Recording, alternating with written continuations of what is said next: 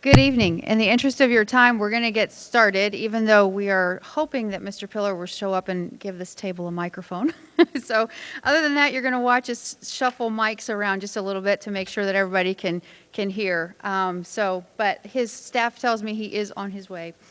I'm Cirilla Helm, and I am the Executive Director with the Foundation of Monroe County Community Schools. I want to welcome you here tonight, and thank you for coming out for what we hope will be a very enlightening topic for each of you. If you're not familiar with the foundation is a 501c3. We are a nonprofit organization, and our mission is to provide resources, improve, and enhance the educational opportunities for all MCCSC students. So our real charter is to do a lot of work for enrichment and engagement activities in the classrooms, across the schools, and throughout the district. So we're very excited to be able to do that for our educators and students. Chris Gaal is on our board here. He's also in his day job.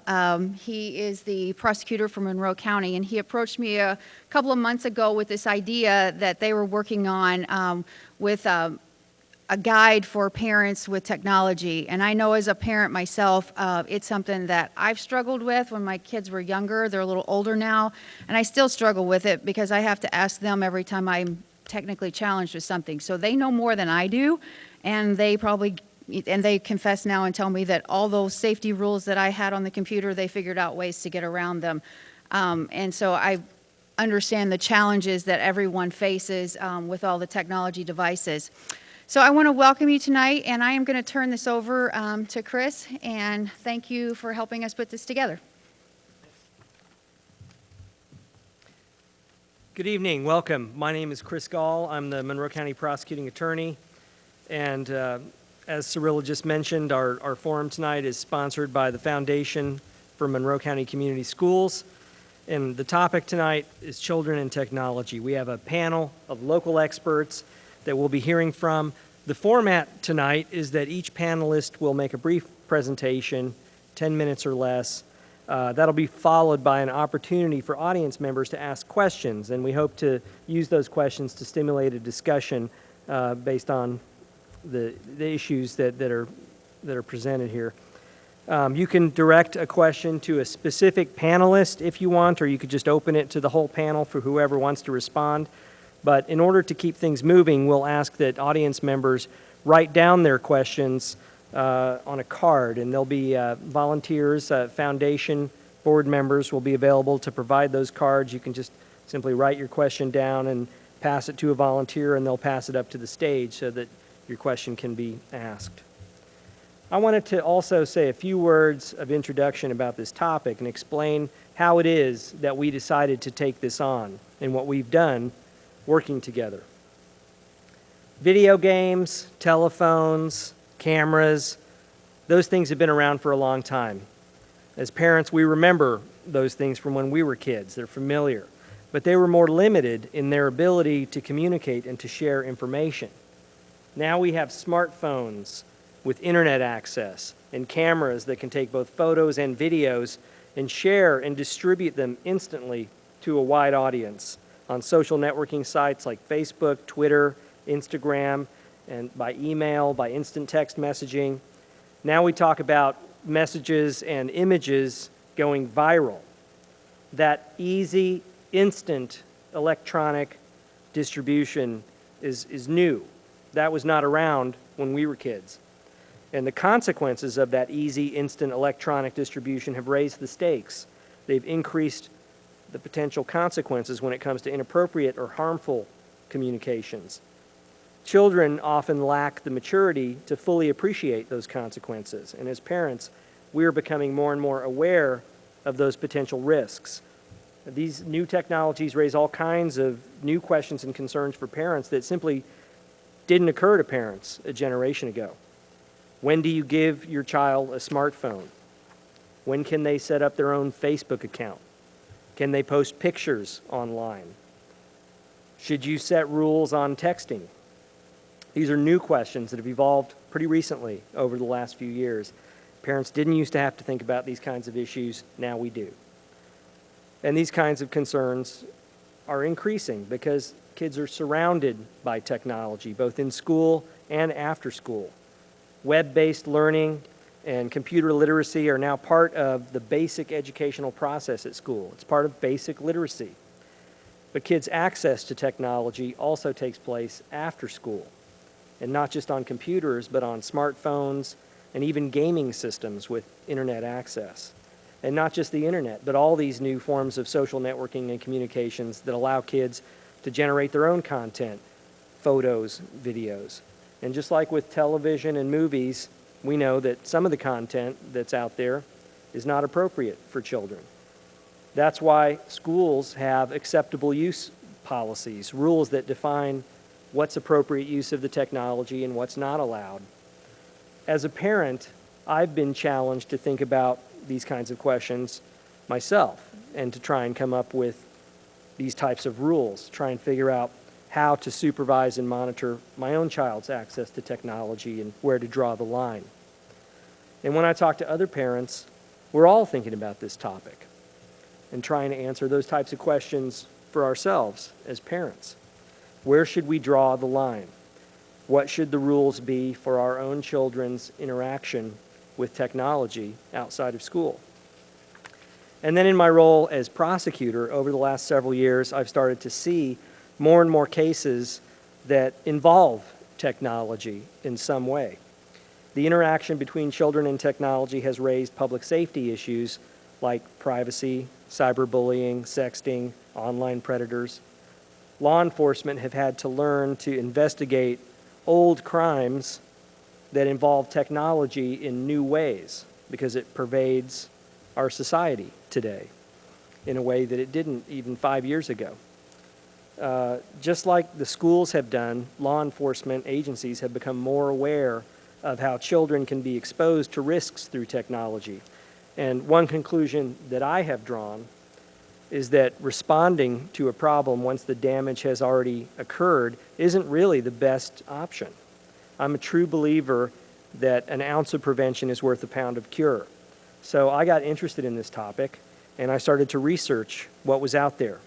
I started to talking to others in the community and getting their input, getting their feedback, and we decided together to take on this project and start a conversation, provide some information to help parents who are struggling with these same types of questions. I wanted to create a resource guide for parents to help them develop their own rules for monitoring and supervising their children's interaction with technology. Rules that reflect their own values as parents, with which they're comfortable as parents, because it's not about telling parents what the rules should be. I mean, we're all different. Our families are different. We may have different comfort levels when it comes to our children's interactions with technology. For some people, technology is a big part of their lives, and they may be more willing to allow children to spend more time online. Others may want to limit their children's interactions with technology to a greater degree. It's up to parents to decide their own comfort level. And also, children are different. They have different maturity levels, and the rules can change as a child grows older and matures.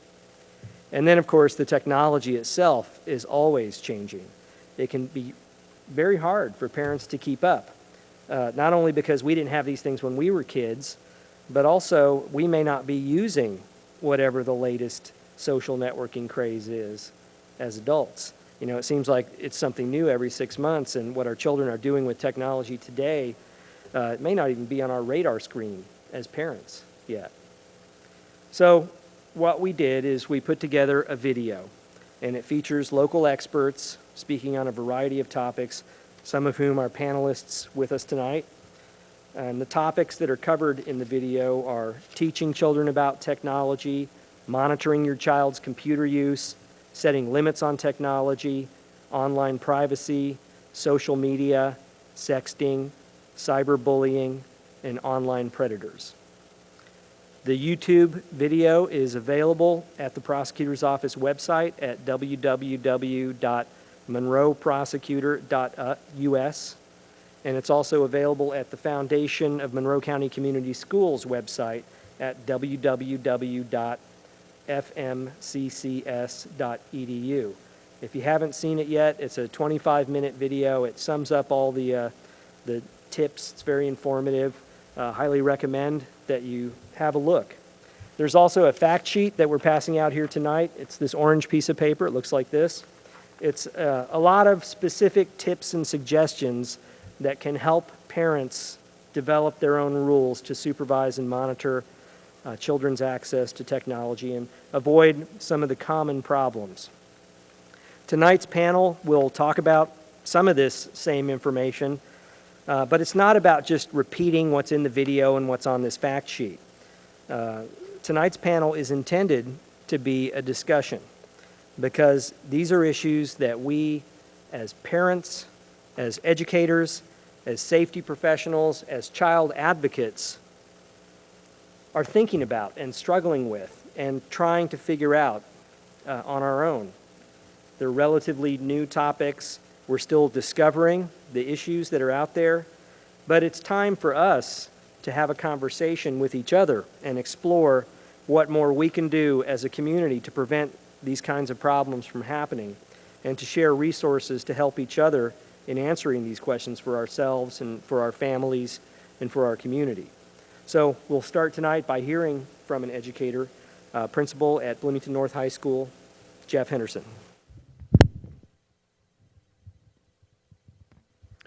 Hi, good evening, and a special thanks to Mr. Gaal for putting this all together and bringing us all here to discuss what is a very important topic and one that's ever changing.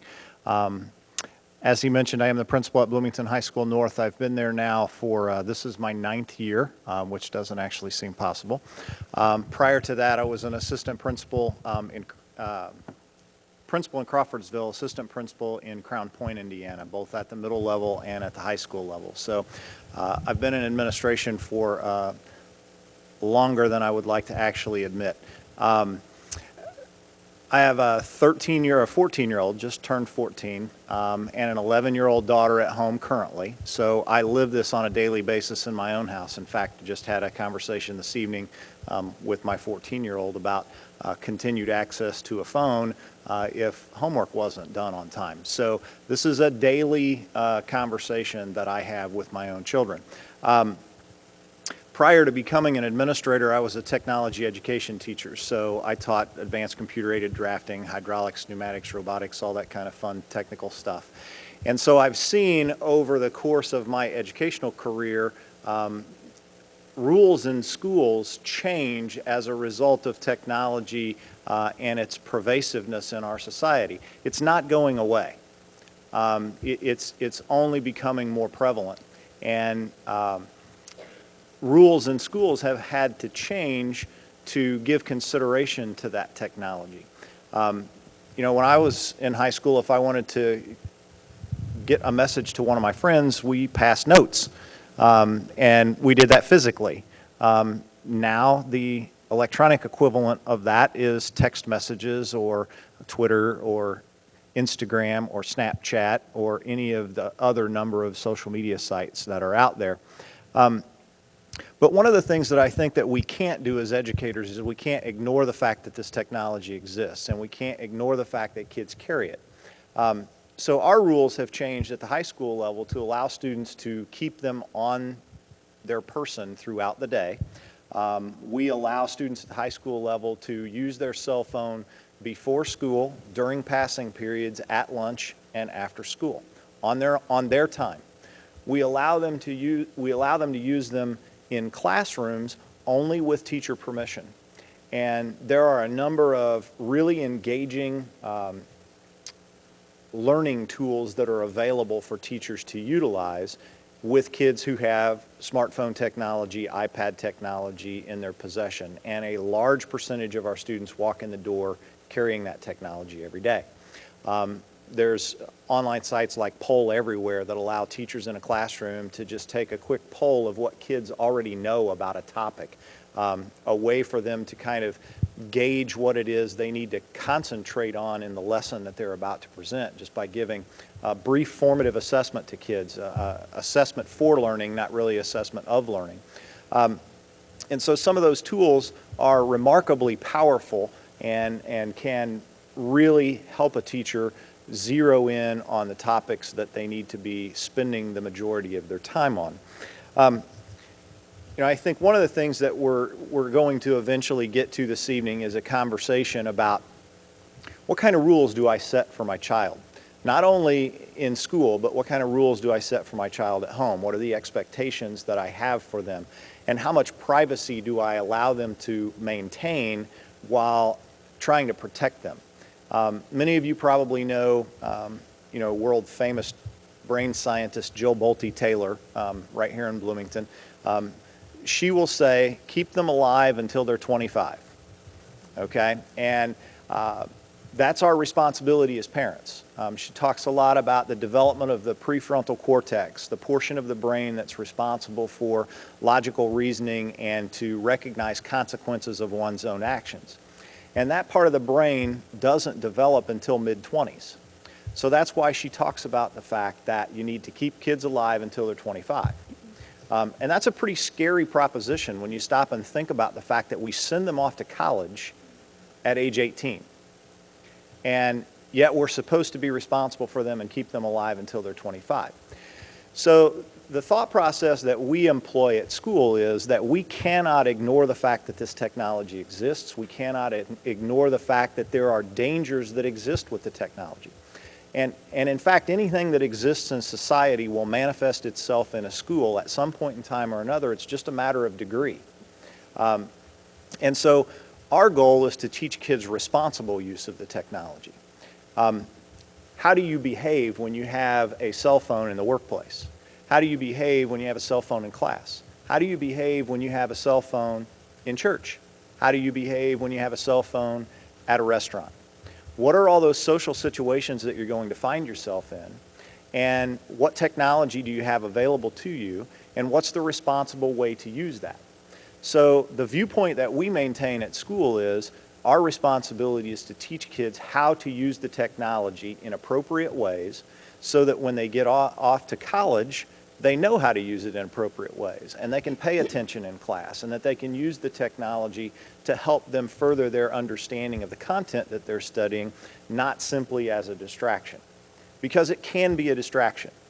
There are plenty of apps out there that allow kids to waste time in unproductive ways.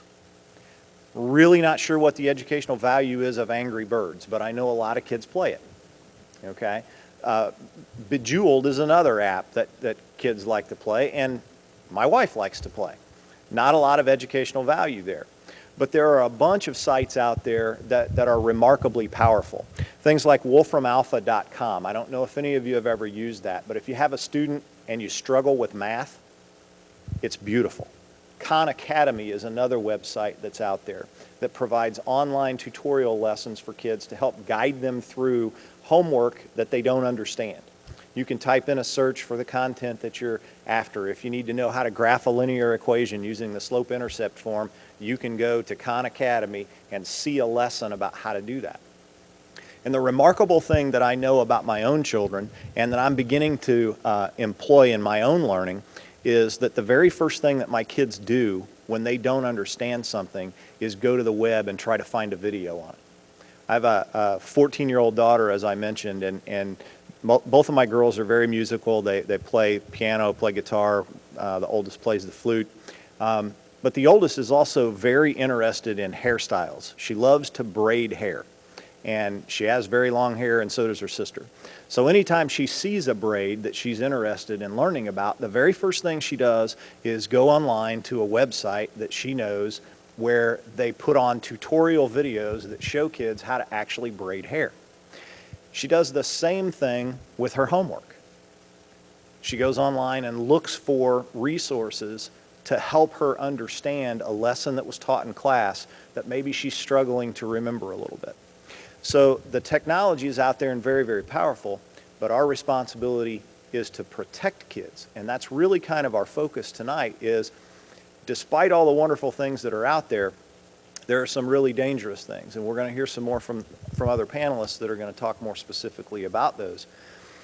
But limits on time, to me, is critical conversation in our house.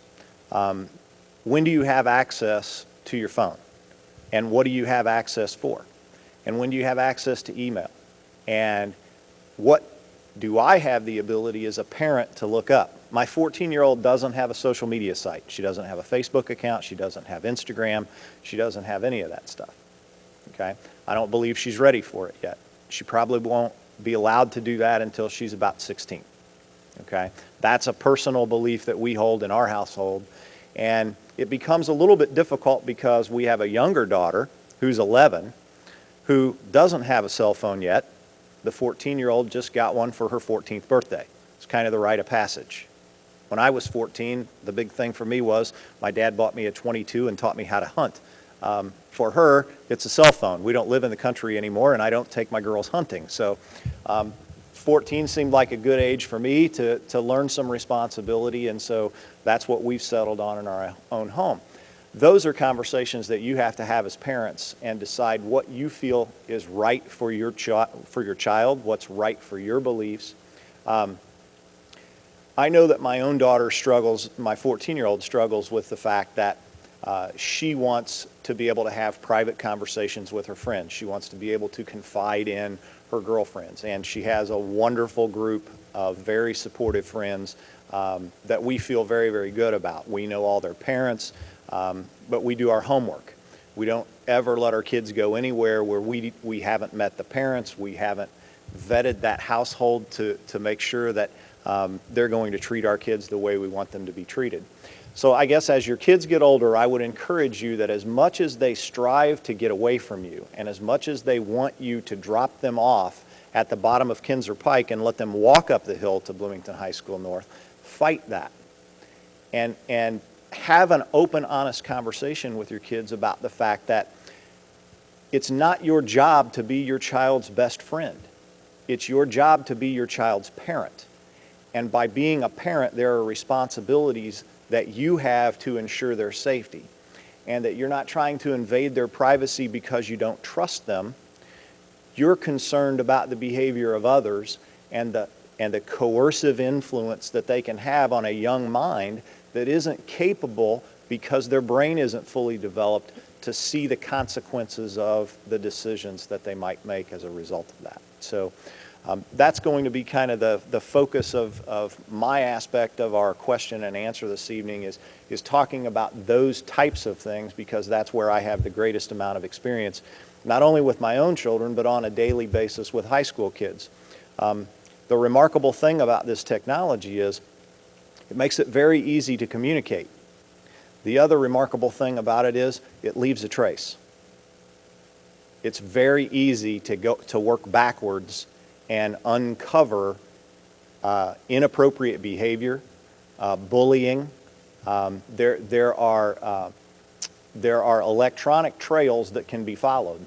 So while we spend a lot of our time tracking that kind of stuff down at school and dealing with that, I don't think kids fully realize the permanence of some of the things that they do, whether it's posting an inappropriate picture, whether it's posting inappropriate comments, or targeting other kids in an inappropriate way. It does leave an electronic trail, which really from our end of things makes it a little bit easier to track down the responsible parties. So.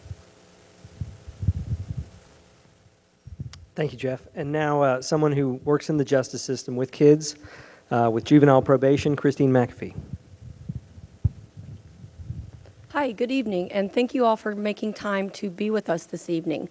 Like Mr. Henderson, I deal with the consequences, ramifications of poor use of technology on probably not a daily basis, but pretty often, both at work and at home. I also have 3 children, and my daughter is now 25, and I can remember when email messages were all the rage, and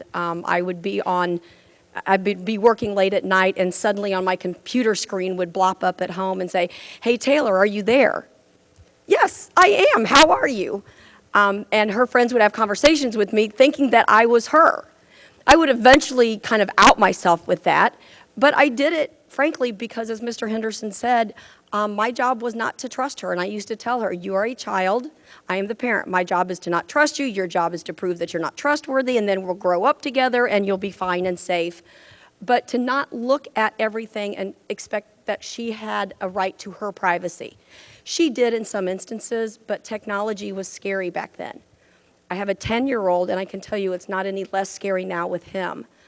The World Wide Web, we have to explain to our children often that that means it's out there forever. And when you push send, it can have some real serious consequences.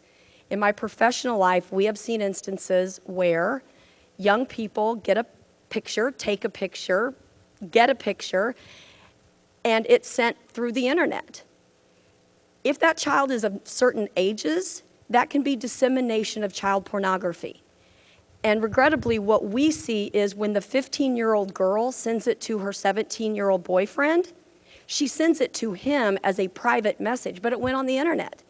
And then what happens is the 17-year-old and the 15-year-old break up, and as a joke, he then sends it to everybody in his address book because he thinks that's going to be really funny, and she's humiliated, and now it's gone viral. Educating our kids about the consequences is probably one of the most important things I think we can all do. And when I say our kids, I don't just mean the one that we've given birth to or the ones that live in our homes. I mean all of the kids around us. My daughter's friends and I have had conversations. My son's friends and I have had conversations. When my daughter was growing up, as I said, email was all the rage, and we had rules. You can't get a boyfriend or girlfriend over texting or email. You can't break up with someone over email. You can't do things that I think require some social skills over technology, because those are things we all need to learn as we grow up. And the lack of face-to-face time we have, I think oftentimes eliminates or, prevents kids from really understanding the gravity of what they've done. In those situations where somebody emails a picture, they would have never walked up to 17 of their friends with a Polaroid picture of their girlfriend naked. But somehow doing it so blindly, so impersonally, has really, I think, increased the potential of harm for all of these situations. One of the other things with Facebook that we struggle a lot with is the ugly messages that come back and forth. I've had to remind my daughter of this. My son's 17, and he still doesn't have a Facebook account. He likes to say, why do people talk to each other on the computer? I think that's a great question. But you can unfriend people, and sometimes the teenagers we're dealing with don't think about that as an option. You know, if you've got somebody on your Facebook friend list who's being ugly to you or sending ugly things to you, unfriend them. Block them from your cell phone. There are things that you can do to prevent that person from communicating with you. Moms and dads, when your child is involved in a situation where ugly messages are going back and forth, please do not insert yourself and start posting ugly things about that child on your Facebook account. That happens far, far more often than I was even familiar with once we started getting involved in some of these situations involving kind of the bullying, cyberbullying stuff. One of the things that we do at our house is I try and model when are you on your phone, when are you not on your phone. And one of the big deals is when we go out for dinner. So we have a rule at the house. When we're out for dinner, everybody puts their cell phone in the middle of the table. The first one that grabs for it before dinner's done is buying dinner. My children have yet to buy a dinner because they know you touch that phone and dinner's on you. And it kind of makes it fun in a game, but I don't want to spend time with someone looking at the top of their head as they're engaged in their texting, messaging, emails, whatever. I was laughing as Mr. Henderson was talking. My phone was going bzz, bzz, bzz. Okay, excuse me, I know we're here about technology, but do you mind if yes, I do mind. You know, we're having a face-to-face conversation. I think the most important thing we can do is model when to use phones and when not to. I completely support the school's decision in letting people have their phones in the classroom because I have my phone at work, and what we were getting were a bunch of Indiana University college students and part-time employees who didn't know how to not be on their phone when they had it because we had restricted access. And now we're teaching our kids when can you be on it, when can you not be on it. I have a Samsung or something. I don't obviously challenge, but my son, my 17-year-old son, put an app on my phone that if I'm going more than 20 miles an hour, it automatically comes up with a thing that I can't get any phone calls or any text messages. And what you get back if you text me is, I'm sorry, I'm driving. It's not safe to text you. I'll call you back later. And my 17-year-old was the one that put that on my phone because he knows texting and driving isn't cool. So again, I think what we need to do as parents is model it better and talk to our kids about what the World Wide Web really does and that those things are absolutely not gone. Thank you. Thanks, Christine. And now I'd like to introduce our next speaker, who is a tremendous advocate for children in our community, the Executive Director of Susie's Place Child Advocacy Center, Emily Perry. Thanks, Chris. Like Chris said, my name's Emily Perry. I'm the director of Susie's Place Child Advocacy Center. We are a little new to the Bloomington community. We opened up our Child Advocacy Center down here in 2011. And for those of you that don't know us, Susie's Place investigates crimes against children. That's all different types of crimes against children. But last year, between our two facilities, Avon and Bloomington, we conducted 847 investigations involving crimes against children. And many, many, many of those crimes involve the use of technology in some way, shape, or form. And so this was an opportunity that I did not want to pass up coming out to speak to you guys tonight, because there's some really important things to have conversations with your kids about. And as parents and caregivers, there's some really important things you need to know about websites and different things like that. So I wanted to talk to you a little bit about kind of changing the way you think about your child's engagement on the internet. I think we think of the internet being a bunch of strangers, and we think of our children having interaction on the internet with a bunch of strangers. But in reality, kids really view their relationships on the internet as their peer group. And so it has really changed how they relate and exchange information, and their willingness to share information, because they believe the people that they are talking to are their peers, not strangers. We still think they're strangers. And so they allow access to themselves that they wouldn't do to a stranger that they bump into on the street. Has anybody in here seen the website Meet Me? Meet Me is a really, really concerning website. If you haven't checked it out, I'd encourage you to check it out. It's called meetme.com. Basically what it does is you put in your information and it connects you with all kinds of random people, and it has a GPS tracking system in it, so it will track you to the closest people in your area.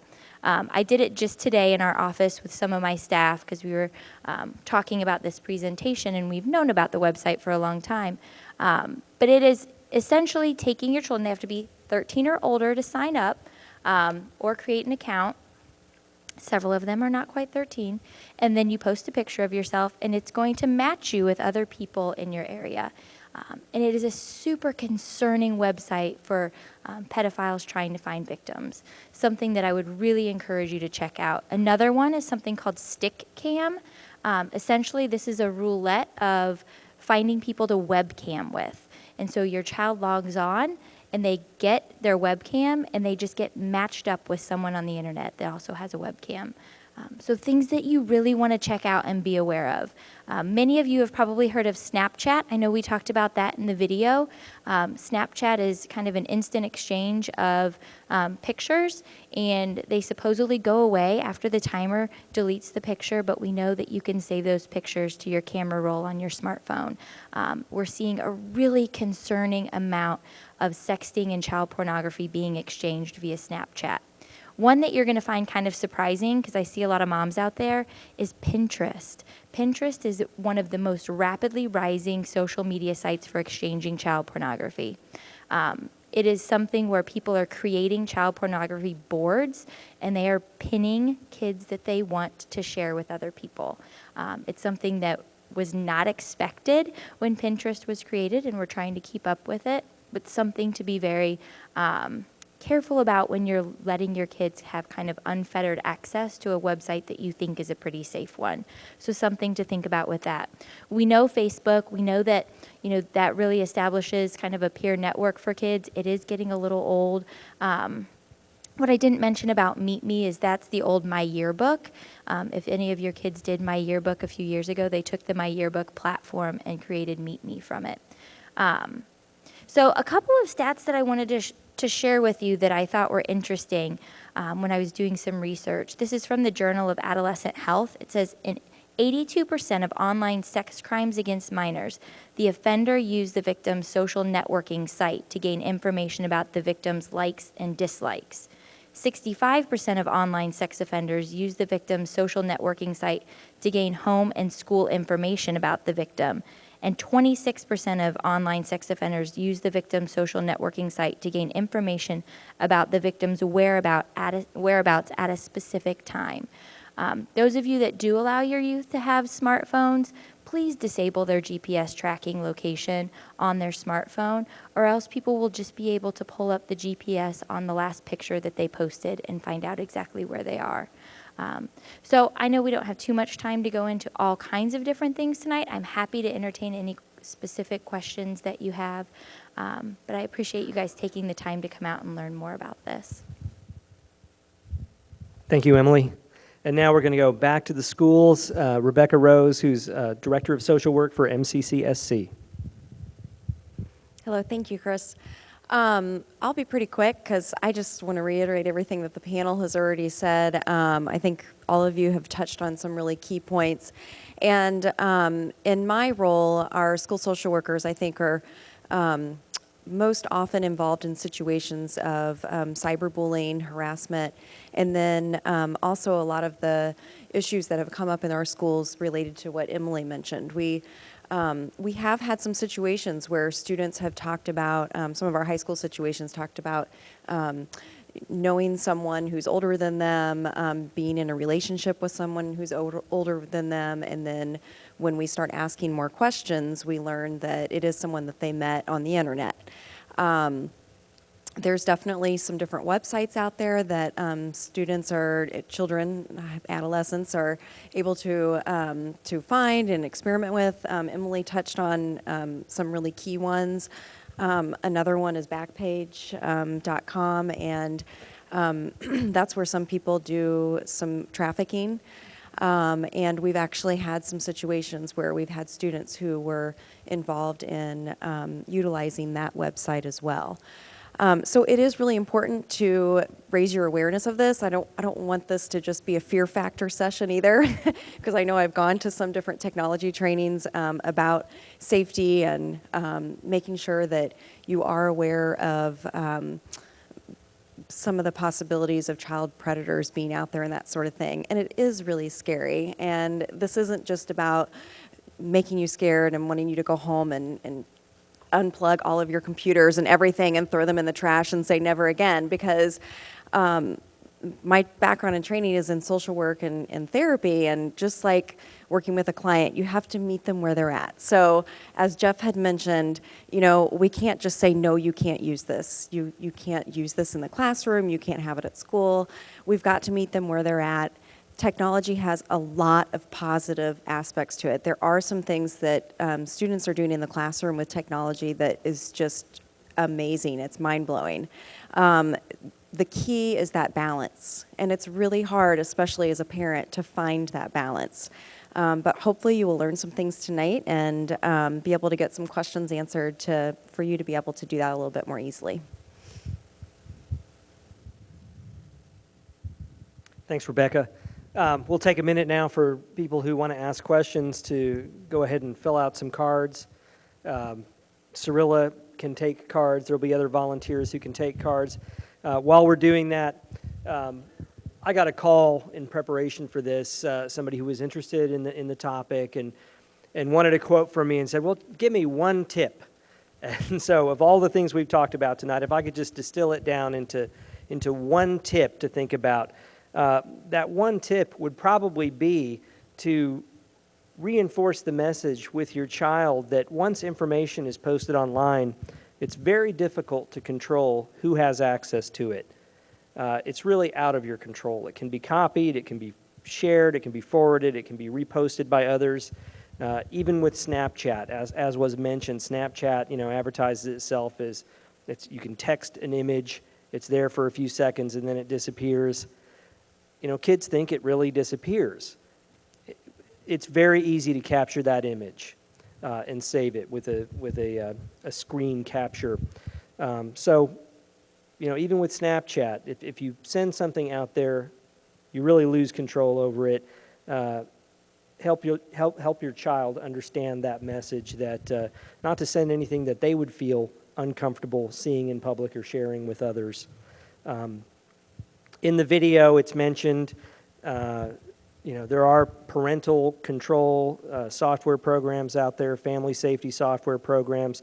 Those are great. You should definitely have a look at those. But it's also important to not just rely on the automatic controls, but to find ways of monitoring and supervising directly yourself. Setting limits on time and place are very important. Setting limits on posting pictures. You know, you could have a rule, for instance, that your child can't post pictures unless you approve those pictures. Rules about who they can friend online, who they can communicate with online. One possible rule is you can only friend or communicate with people whom you actually know in real life, not just strangers. And of course, the other thing that we really wanted to reinforce with some of the information on the video is that it's not just computers, it's not just the internet, it's also the smartphones with internet access, even gaming systems that have social media components for communication. We hope that by putting some of this information in the video, we can help parents avoid some of the common problems that are out there. But again, this is all new. We're still discovering the issues, and so I'm sure there's a lot of uncommon problems that haven't been included in the video, and that, you know, we may touch upon in the course of the discussion tonight. So, here's our first question. Do you have a suggested grade level to discuss sexting? Who wants to take a shot at that?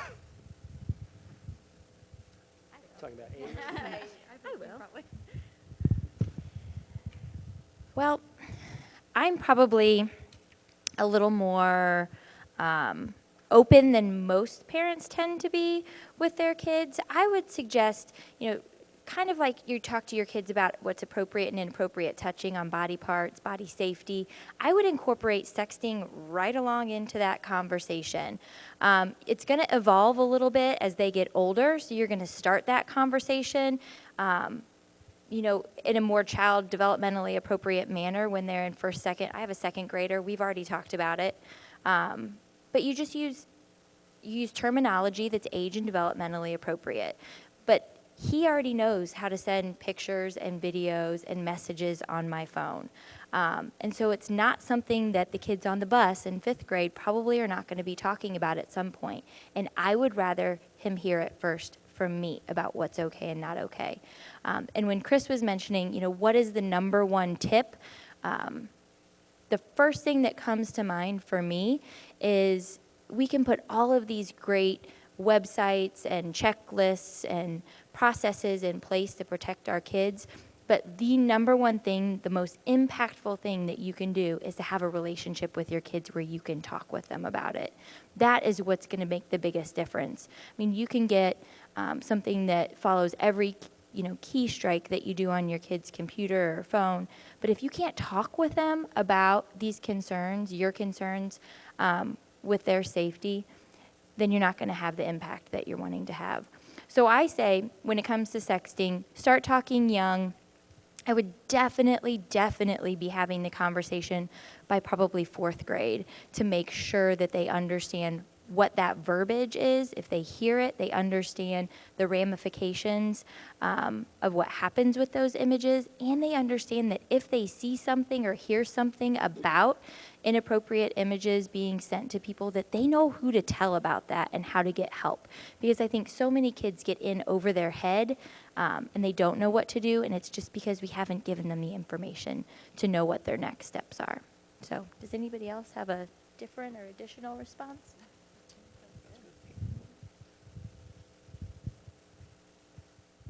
Okay, we're getting some more questions.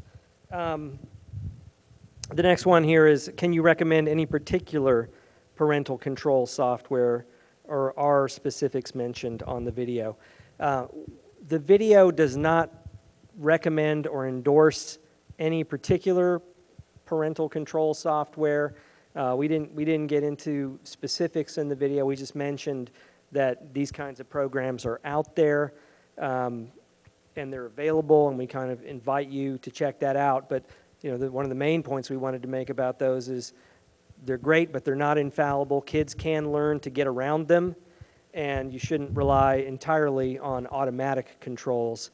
You should also do the direct supervising and monitoring yourself. I don't know if anybody else has anything to add about that. I don't have much more familiarity with those programs.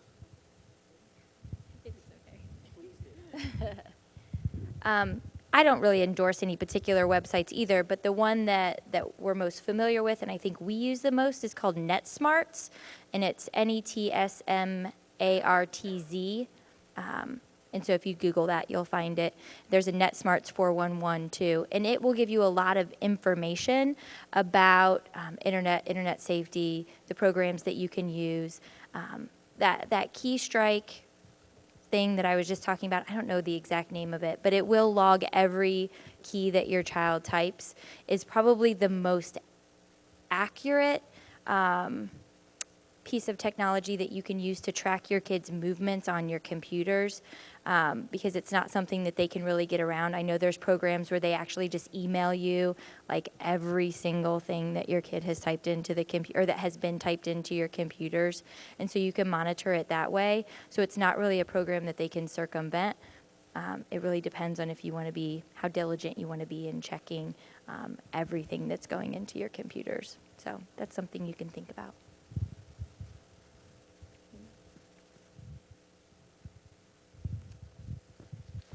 Okay, the next question is, how frequent are certain types of online abuse involving MCCSC students, say, per year and per school? Problems like online predators, severe bullying, that sort of thing. And I think this, we can have an answer having to do with MCCSC, but also generally, what is our experience with the frequency of these things? Who wants to take it? I'll start with the general question, and then we can get some specifics for the school system. When the smartphone kind of epidemic first hit, we were inundated with complaints. What part of our problem was, the laws hadn't necessarily caught up with the stuff that was happening. So it took us some time as a system to understand the consequences, and it took us a while as far as law enforcement to be able to understand, how do you do that internet check and go backwards, and when you take custody of somebody's computer, what do you do and how do you look for things, and hidden files and zip drives and all of that terminology that didn't exist when I went to school to learn how to do my job. I'm pleased to say I was actually speaking with Rich Hansen on the way over, who's the prosecutor assigned to juvenile cases, and he and I were kind of going back and forth saying, what do you think the numbers are? And I will tell you, as far as prosecutable offenses, easily less than 24 a year. Most of the time what we try and do is educate those young people and their families as to the potential consequences.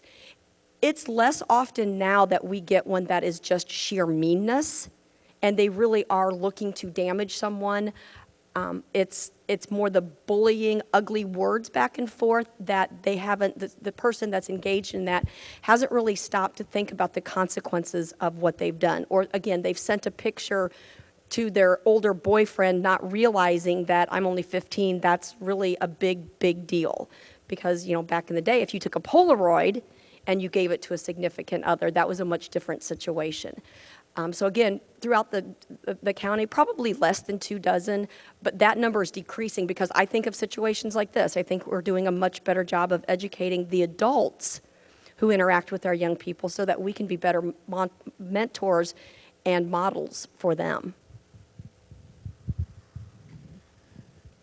I guess I would start off by saying one of the things that we focus on is trying to define in our own school community what bullying is and what a conflict is, because those two things are very, very different. But there are some subtleties there that I think folks sometimes misinterpret. Bullying really is a situation where an aggressor is trying to target someone who they're trying to establish power over, and that they're trying to control, and that they're trying to make those individuals subservient to them in some way. We spend the majority of our time not dealing with bullying incidents, but dealing with conflicts. When I was a kid, if there was a conflict, you were face to face and you were arguing with someone. And either it was resolved or it ended up in some kind of physical altercation. Today, what we see, those conflicts carry on online, and there's no escape from it. When I was in school, if I had a conflict with somebody, I got on the bus and went home at the end of the day. And I didn't see that person until the next day. And I could choose a path at school to avoid that individual. You can't get away from the technology unless you choose to get away from the technology. If you maintain an online relationship with that individual, if you don't block their phone number from being able to communicate with you, if you don't take steps electronically to avoid that person having contact with you, you can't escape it. It can happen 24 hours a day, 365 days a year. And what we have to do is teach kids how to avoid those kinds of conflicts, how to sidestep that, how to maneuver around someone who is being inappropriate in their relationship with them.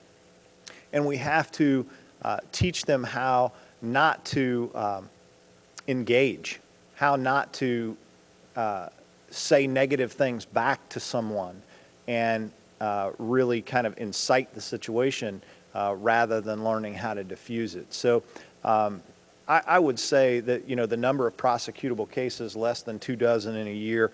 I would say at the school, in terms of behaviors of kids that could potentially result in expellable offenses from school, kids being completely removed from the educational system because of their behavior, from a technological perspective, less than what you can count on one hand. That's a rare situation.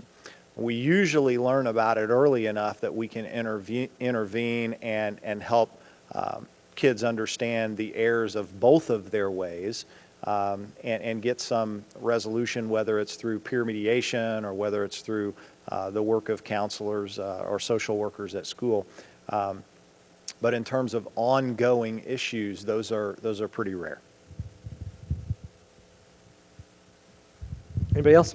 Thank you. Okay, we're getting some lengthy questions up here, so I'm going to try and summarize them a little bit, keep things moving. This one, the weak link in the school day is the bus ride. There's no adult supervision, and there's a lot of video sharing on the bus. What can be done? If parents ground kids electronically, the kids panic, they won't be able to get to do their homework. Can MCCSC factor this in, periods when the child is forbidden electronic access? Anybody want to talk about the buses? The bus ride, MCCSC? I'll try. I'll try. From a parent's perspective, it boils down to the conversation that you have with your kids and the relationship that you have with your kids to help them understand how to avoid falling victim to, inappropriate activities that other students might encourage them to behave in. Teaching them to learn how to take a stand, teaching them, appropriate responses and techniques to say, I'm not interested in looking at that. That's not something that I do. That's not something that I want to see. Don't show me that. And having the courage to stand up and really be true to their own personal convictions and the convictions of your family and your belief system at home. I would say that the bus ride is probably no more of a challenge than a time when your kids are at a movie theater or at a friend's house or at an extracurricular event where they're allowed to spend time alone with their friends or other kids their age. The bus ride just concentrates kids close together on a bus for 40 minutes or whatever the length of their bus ride is. But if you drop your kids off at the high school to go to a basketball game, they're there for 2 or 3 hours. We have one going on right now, actually. And they're sitting just as close to friends in those kinds of social settings as they are on the bus. So I think it boils down to having the kind of relationship with your kid to be able to talk with them about how to avoid those things and to be able to stand up for things that they know are inappropriate.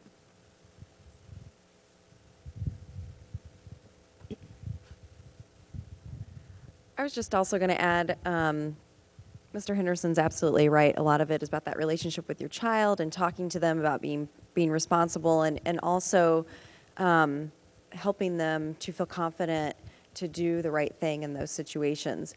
And that is something that we really do take time to try and teach the students at our schools too. Anytime the social workers in the elementary schools and including in the upper elementary, so from a prevention perspective, talk a lot about social skills, and we do different bullying prevention programs, and a lot of that revolves around peer pressure. And in a lot of these situations, kids have their phones, they're goofing off, they're, oh, you do this, you do that, and they kind of get sucked into that whole peer pressure thing. And so, we do talk to kids a lot about how it is really hard to be the person who's going to stand up. In different bullying situations, the strongest, most powerful thing that can happen is that a bystander can stand up for that victim. And so we are just constantly talking to kids in the schools about the really valuable importance of that bystander role. And if you see something happening and you know what the right thing to do is, you know what it is, but maybe you're kind of scared to do the right thing, how can we help you build your confidence to be able to do the right thing? So I think that's a big piece of it too, is that yes, it has to do with technology, but really this is about relationships in general. One thing. I'm going to jump in here on that one too, because I have children that are in club sports, and what they're talking about is not limited to school day. It also extends into where we as parents take them. I've been in different places in hotel rooms where children are in club sports and this same type of activity happens. So I really reiterate what they're saying. It's not just about being on a bus or sitting in a classroom with an iPad or something that necessarily is happening just inside that school day. It's in activities that we as parents are also putting them in, and you really have to pay attention and to monitor it. I've seen situations happen, on travel games away in hotels where some of the kids will post inappropriate pictures, and as parents, we've had to confiscate phones and take them away from them, and they were not allowed to have them the rest of the weekend. The entire team lost them. So it's not just about that. So, I really reiterate that because it also goes back to what we're teaching them and the values that we're showing them. Just quickly, something to add. I think it was mentioned as far as at what age do kids get phones? And at my house, it was in middle school because that was really the first time that they were ever someplace without a parent. I have a 10-year-old. I take him to school. I pick him up from school. He goes to a friend's house. The parents are there. Middle school is when they were involved in athletics, that maybe practice got canceled or that they had to stay after school for things. I think being aware of your own child's level of responsibility, phones seem to be this entitlement for some reason that now we all think that everybody needs to have a phone. My 10-year-old, I'm pretty sure if he needs to talk to me, he just goes, Mom, and I'm right there. So there's really not a need. I also know when my older kids were in middle school, there were times they didn't take their phones with them.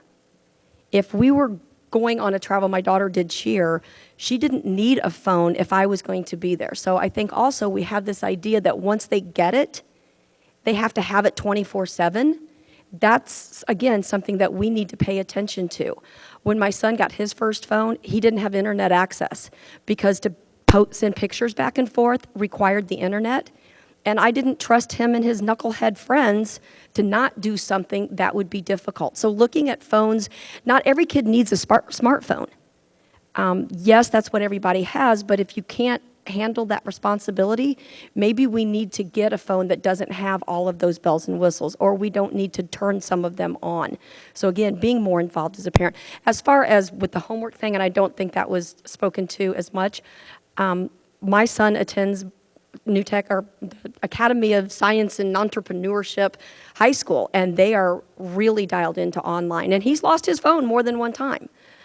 We have a computer at home that when he needs to do homework, he's happy to sit in the computer, which is in a public area of our house, so anybody walks by, we can see what it is, and he can do his homework just fine. It's not as much fun as taking the laptop to his room with the door shut, but again, if I can't trust you to be trusted, then I'm going to treat you in a way that shows, until you show me that you're trustworthy. So I think sometimes it just means taking a stand as a parent and saying, you're going to show inappropriate videos on the bus, then you shall not have your phone on the bus. So. Thank you. A few more questions here. I'm going to ask a couple, and I'll start to answer one, and you can be thinking about the second one. This question asks, at what point does it become a legal issue, as well as at what point do administrators take a position? I'll take a shot at that, but while I'm doing that, what's on the horizon for popular social media that takes the place of Facebook and Instagram? I think we've touched on that a little bit, but maybe you'll have something else to add. The legal issue thing, I think is an interesting question. What we say in the video, particularly about sexting, is that it may result in a crime, not that it will result in a crime. And the reason we phrase it like that is because the law is not a mathematical formula. There's a number of different criminal laws that may apply. I think I did a quick count, came up with 14 different criminal statutes that could apply to child pornography or sexting. And, you know, every case is different. There are different circumstances. The evidence is always going to be different in every case. Proving who sent a harassing message is not the same as proving what computer or what device it came from. You can show the computer or the device, but you still have to show who. With regard to sexting, usually that would be charged under the child pornography laws, and child pornography possession or dissemination is usually a felony. It could be a C or a D felony, but it's a defense if it's done on a cell phone or a social networking site, if the age difference is not more than 4 years, if the parties are in a dating relationship or an ongoing personal relationship, if the crime was committed by a person less than 22 years old, and if the person depicted or receiving the message acquiesced in the conduct. What does that mean? It's a defense if all of those things are true. That means it's not a crime. So you have this funny situation under the law where something is either a serious felony or it's not a crime at all. There's no misdemeanor middle ground there. Why is the law written that way? Well, the legislature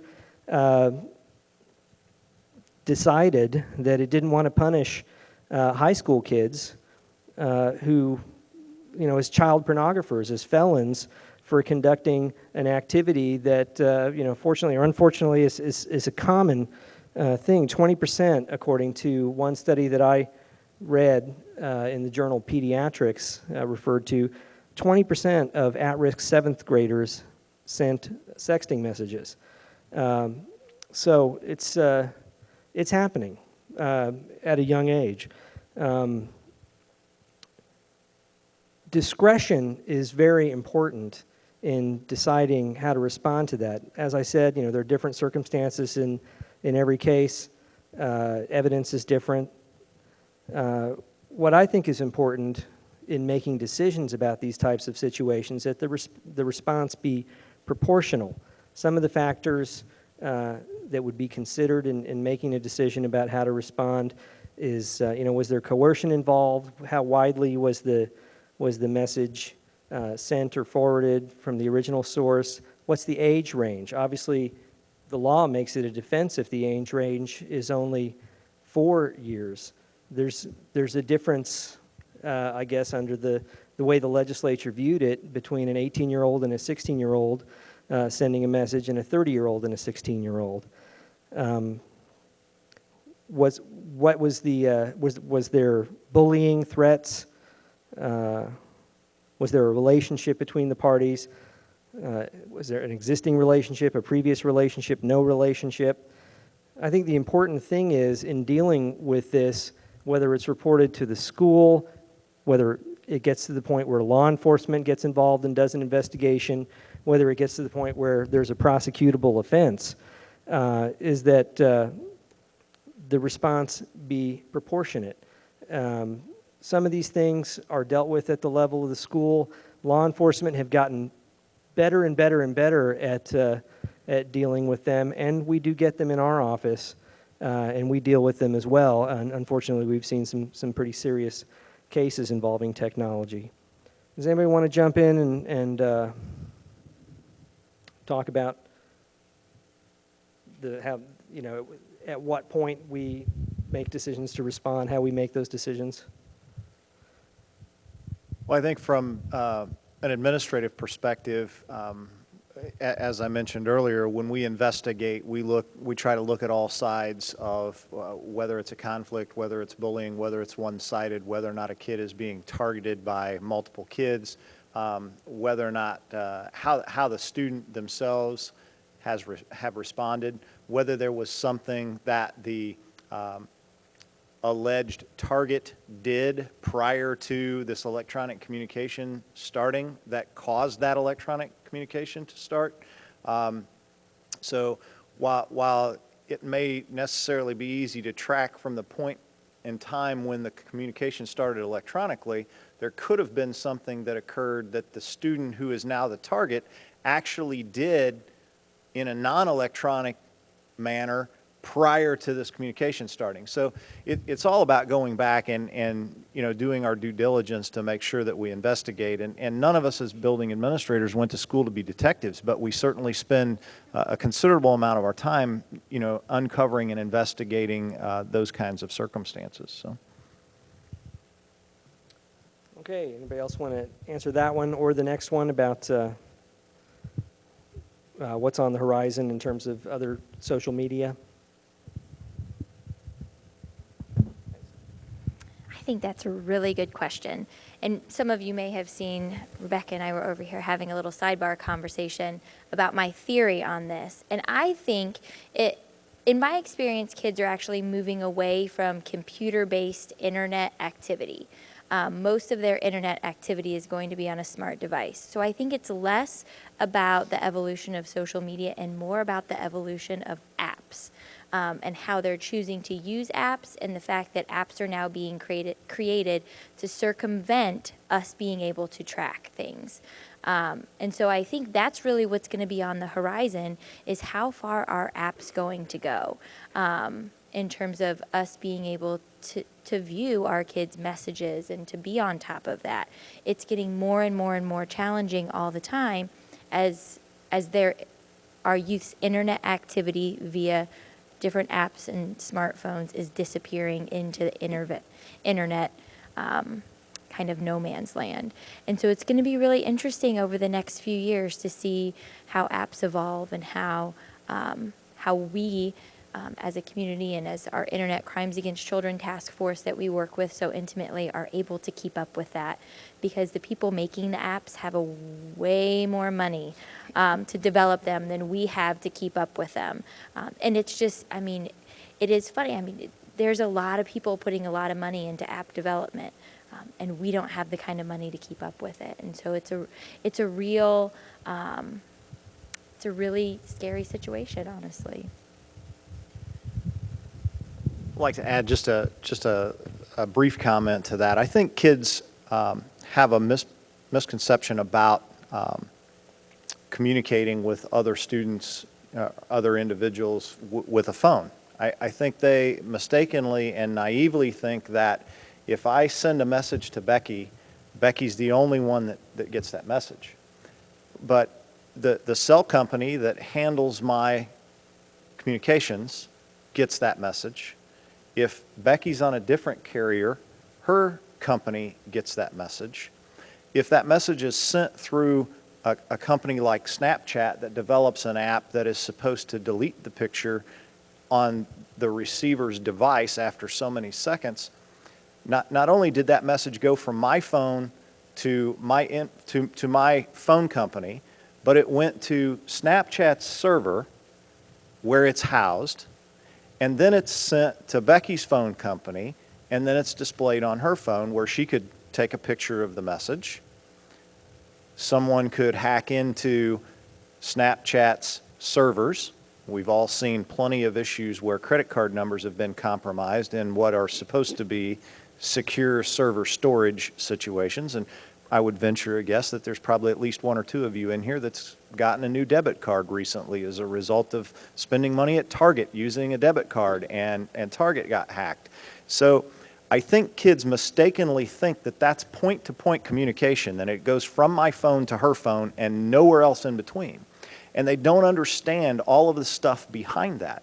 And I think if you begin to explain those kinds of things to kids and they begin to understand what the pitfalls are and what the dangers are, they get a better understanding of the fact that that isn't just simply a communication between the two of us, that there are lots of people and lots of companies that now have access to that piece of information that I sent.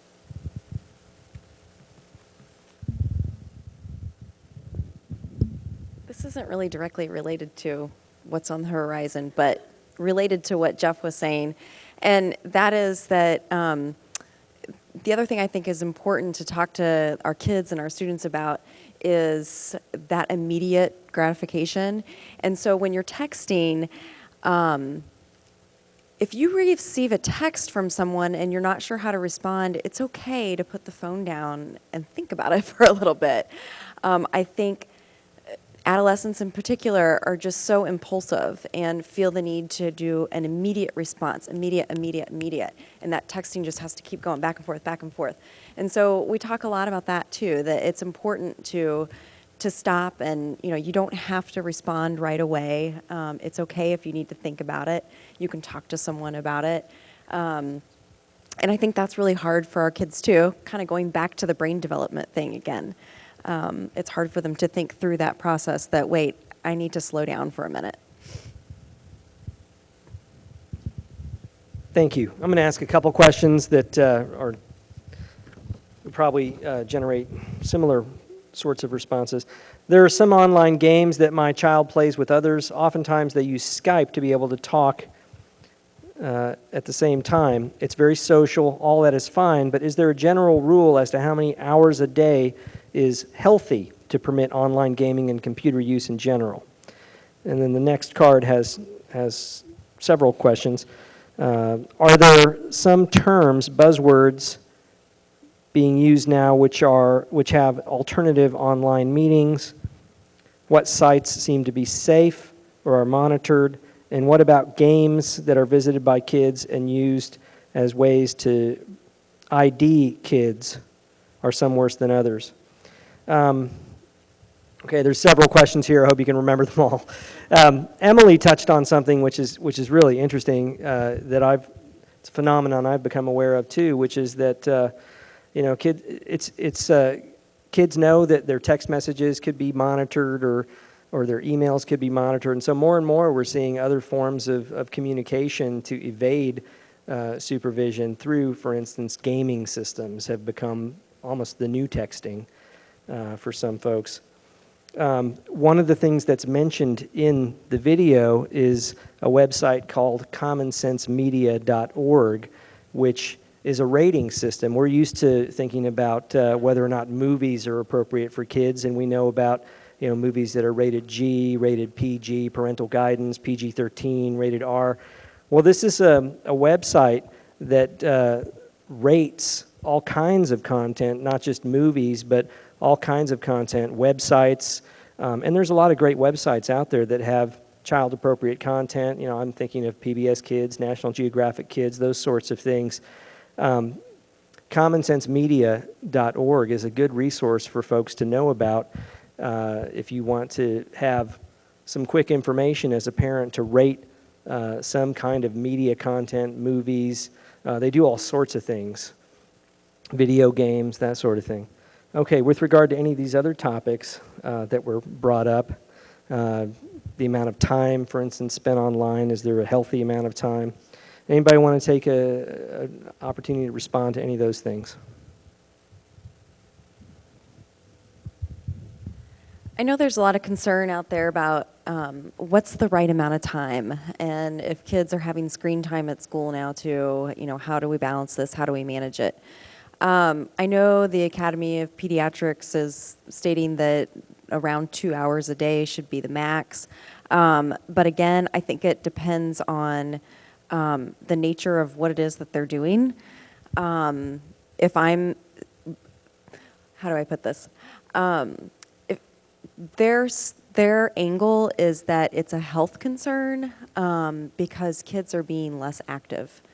So if I'm being just as sedentary because I'm reading a book for 5 hours at once, from a health standpoint, that could be very similar to if I was looking at a screen for 5 hours at once. So it's really hard for me to put a number on what's appropriate and what's inappropriate in terms of time specifically for gaming and that sort of thing, or being on Facebook or whatever. Because so much of it, I think, depends on your child, their age, and what exactly it is that they're doing and what their motivation is for doing that. So I really wish I could just give a simple answer, but there's so many factors that you have to weigh into that. And I think that if you know your child and you're really looking at all of those different elements of what it is that they're doing and why they're in front of that screen for that amount of time, you're going to know what a good limit is for that. Anybody else want to respond to any of those issues? Jeff? Well, I think one of the things that is a good rule of thumb that we have in our house that seems to work well is computer time at home in the evenings is limited to what's necessary to accomplish your homework, and then the other time is allotted. You get X number of minutes to play the game that you want to play. But the computer time, so much of what our kids do now requires them to do research online, requires them to submit assignments using things like Google Drive, where you can manage paperless classrooms as a teacher, and there are so many things like that kids are involved in. But we have a rule in our house that devices are not in the bedroom. At night, phones, iPods, laptop computers, whatever device that we have available for our kids to use in our house, at bedtime, they go to a location where they're plugged into a charger, where they're in the control of myself and my wife, and they don't have the device there. Because I know that kids go to bed at different times, and I don't want my child's sleep interrupted by someone else who's up late doing homework, trying to get my child to either help them with homework, or if they're up playing a game, trying to distract my kid from getting the sleep that they need at night. I think that's one of the most critical things that we can do, is provide rest for our kids in the evening and to get them away from that. So our position is you don't have them in the bedroom, and when it's time for bed, all devices are in a central location where kids don't have access to them. Anybody else? Okay, this question is really more in the nature of a comment, and I'll go ahead and read it because it's an interesting perspective. It's all well and good to tell parents to set limits on the use of technology. We consider ourselves to be old-fashioned. Teenage son got his first phone at 17. We removed computer, cell phone, iPod from the bedroom at night, etc. But we still had an awful time controlling his abuse of social media while he was supposedly doing his homework. And more schools are encouraging the use of the internet. Chemistry, language classes, elementary schools are getting iPads. How then does a parent control the incredible wasting of time? Well, this is a valid opinion, and I think, Christine, we've talked in the past, you don't have to have a cell phone. You don't have to have a cell phone with a camera. You don't have to have technology in your house if you don't want to. The schools have incorporated so much technology into the educational process now. It's just really become part of the basic literacy in the curriculum, is how we talk about it in the video. I must admit, I share some of these same skeptical concerns and opinions that are expressed here about some of the technology. How do other folks feel? You want to react to this opinion? When my daughter was very young, some of the best parenting advice I was given was that I needed to allow her enough rope to get a rope burn, but not to hang herself. And I think part of what we do as parents is we see the train wreck coming, so we jump in and intervene so they don't have that natural consequence. So what I would say to the person that made this comment is maybe back up for a moment, and when your child has the consequence of not doing the homework that they were supposed to do because they were so busy on whatever site they were on, and they get a 0 or they get an F or whatever the consequence is, maybe for that child, experiencing that consequence is going to be more effective than you telling them what it was you saved them from.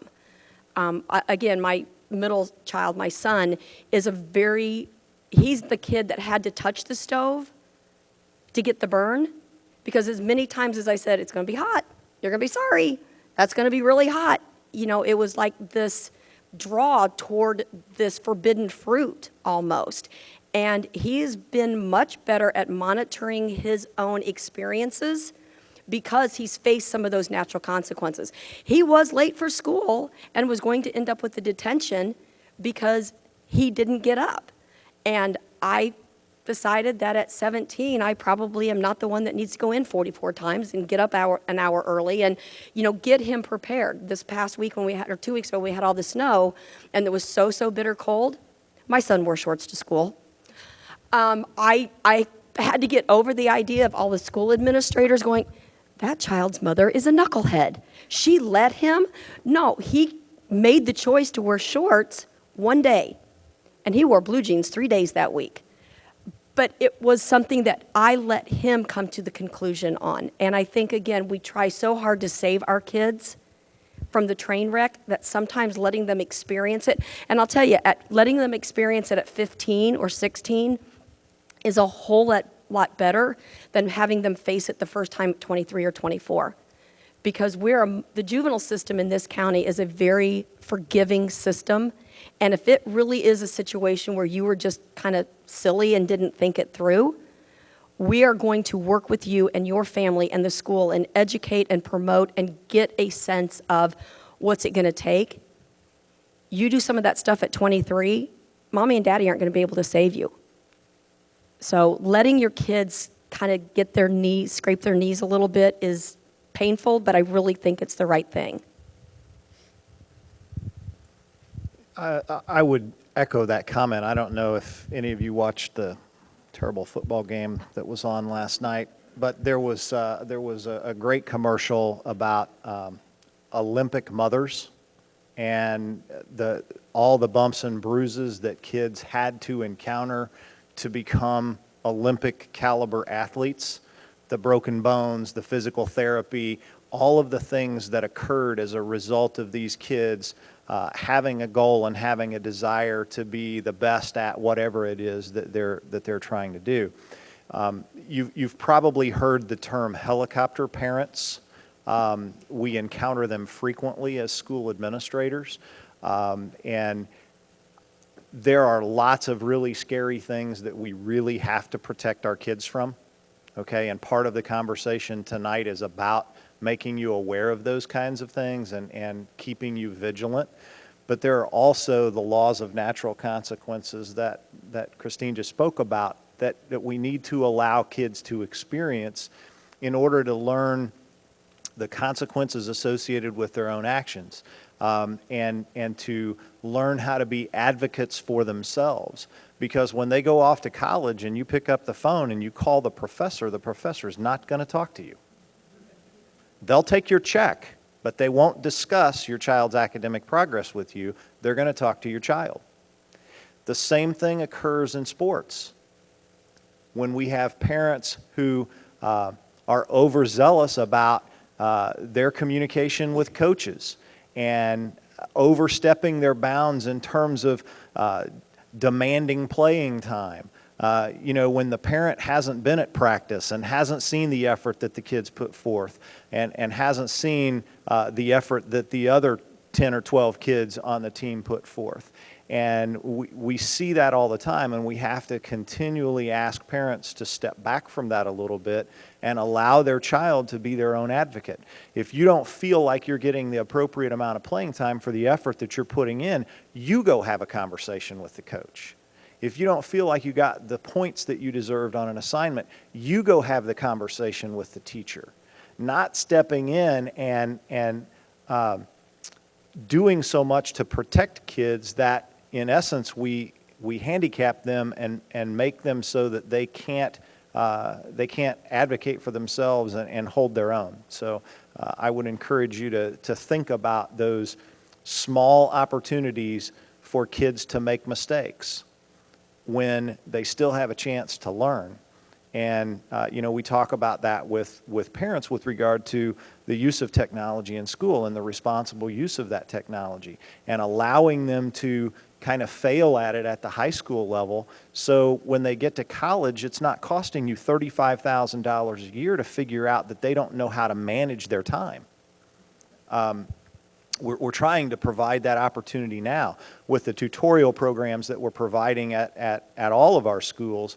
And at the middle schools and the high schools in particular, kids have some freedom to choose how they use that time. And it's important that they learn that skill now so that when they get to college, they can do that on their own without you kind of helping them. Thanks, Jeff.